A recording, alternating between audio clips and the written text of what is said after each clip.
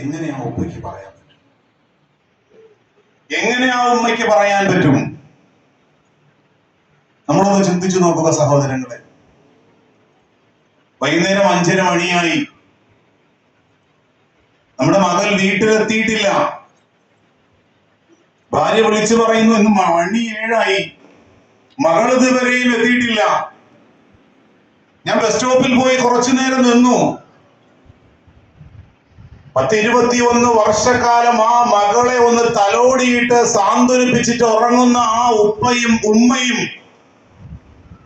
മകളില്ലാതെ ആ രാത്രിയിൽ ഉറങ്ങുകയാണ്.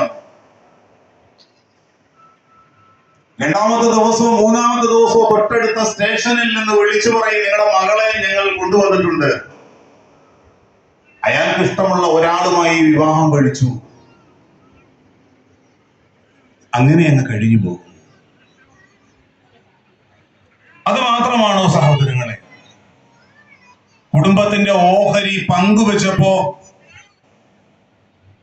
അത് കുറഞ്ഞുപോയി എന്നതിന്റെ പേരിൽ എണീറ്റ് നിൽക്കാൻ പോലും ത്രാണിയില്ലാത്ത ഉപ്പയെ കൈമുറുക്കി ചങ്കിലിടിച്ചിട്ട് ആ പിതാവ് കുഴഞ്ഞു വീണ് മരിച്ചുപോയ